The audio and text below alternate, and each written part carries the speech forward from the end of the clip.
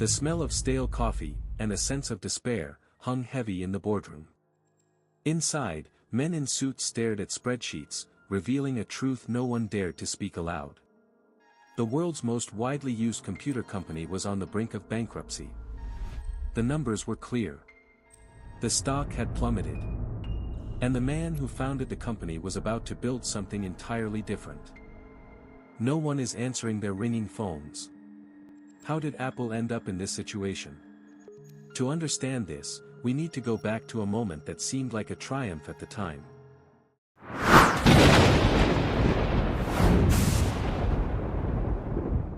The year was 1984. A single television commercial aired during the Super Bowl, captivating America for a brief moment. On screen, a lone athlete hurled a hammer at a massive surveillance screen. The message in the first-ever Macintosh ad was clear: conformity was surrender, and Apple was change. Days after the ad, the Macintosh hit the market. A computer with no command line, a fully graphical interface, and mouse control. It was a bold innovation, almost unimaginable for the time, built on the idea that even ordinary people would enjoy using it. There were no user manuals as thick as a phone book. Point and click.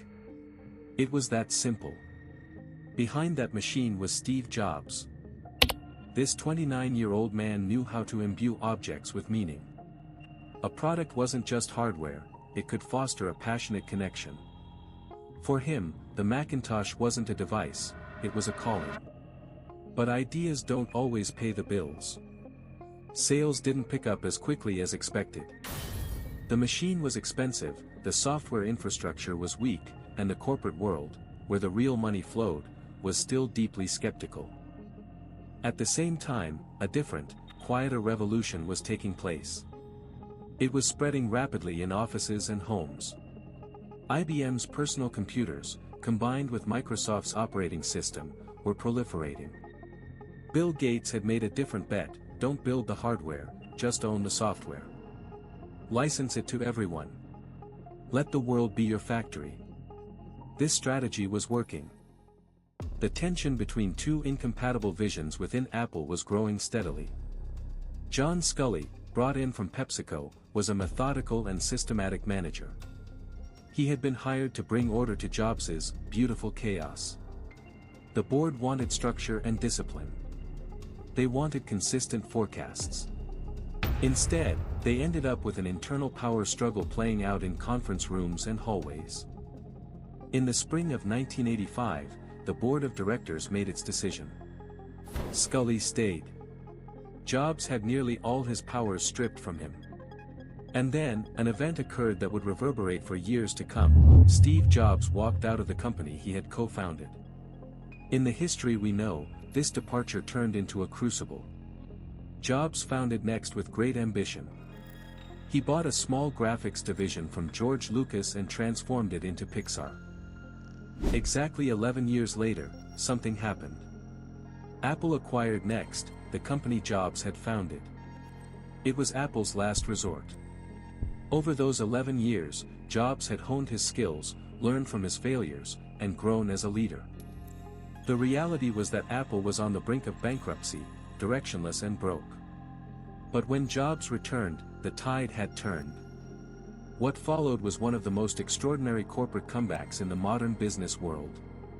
The iMac, the iPod, iTunes, and then, in 2007, a glass rectangle that reshaped human civilization. The iPhone. But now imagine if, back in 1996, Apple had let the opportunity to acquire Next slip by. What if Steve Jobs had never returned? By the late 1990s, Apple entered a new era without Steve Jobs. It wasn't a dead company, at least not yet. It was something even more painful, a company that remembered its former greatness but couldn't recreate it. CEOs came and went one after another, bringing new strategies and dazzling presentations, but their fates were all the same: a quiet departure from the company. The Macintosh, once the face of the future, has become commonplace. It is now a simple device loved only by designers and educators, while everyone else sees it as just another ordinary machine. Windows 95 doesn't just compete with Apple, it has practically taken over the entire market. Every office, every school, every living room is filled with beige computer cases running Microsoft software. The standard for personal computers has settled into a world Apple can't reach, because Apple's system is designed only for its own devices, and its hardware is expensive. By the time the new millennium arrived, Apple's market share had dwindled to almost nothing. The board of directors discussed options, but it seemed as though they were managing a decline rather than a resurgence. In the real world, 2001 was the year music changed forever. That's because the habit of listening to music digitally underwent a fundamental shift. A small white device with a scroll wheel in the middle, Jobs' new toy, the iPod, made its debut. Within a few months, you could fit 1,000 songs in your pocket. The iTunes system followed shortly thereafter. The music industry, which had long resisted digital distribution, was forced to negotiate with a company that had already won over consumers. In this alternative timeline, none of this happens because every company begins releasing digital music through its own platform. As a result, the market share becomes fragmented across many different systems. There is no single place to access all music, and there is no simple entry point for the average user.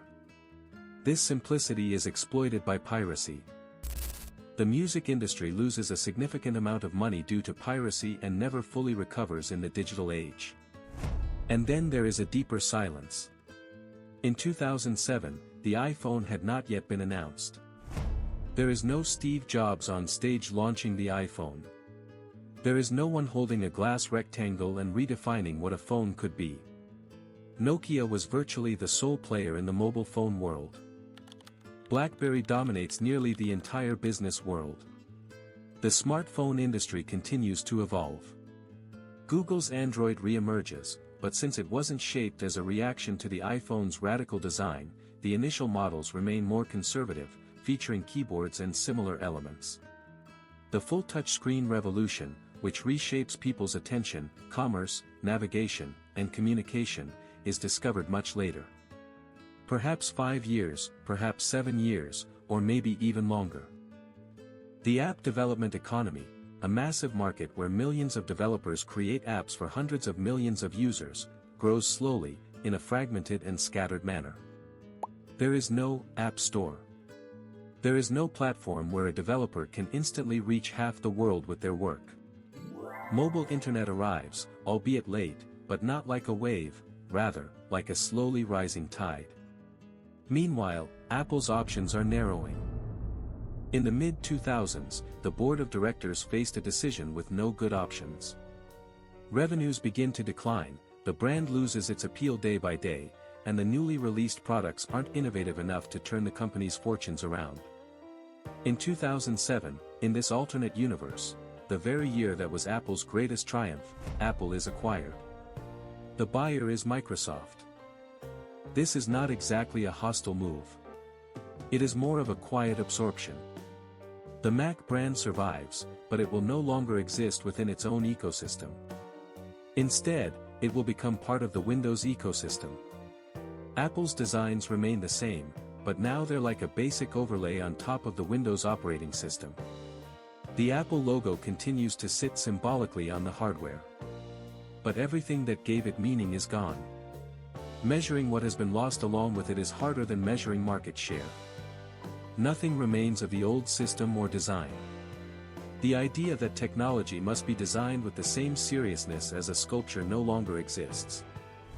Apple hasn't completely abandoned design, but it no longer views it as a core principle. The only question that matters now is whether it works. Design has lost its value. Tablet computers will never fully emerge as a mass-market category. The iPad, iPhone, and iPod were not just products, they were an idea that demonstrated how touch interfaces could transform human life.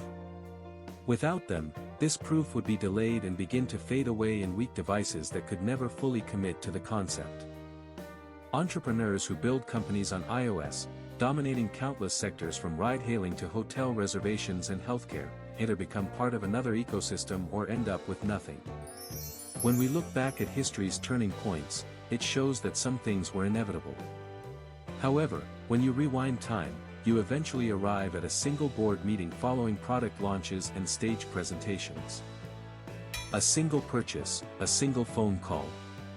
The world in your pocket right now, the map that speaks to you, the camera that recognizes your face, the screen that holds your entire social life, and the device that lets you video chat with your loved ones, exists thanks to Apple's acquisition of Next in 1996.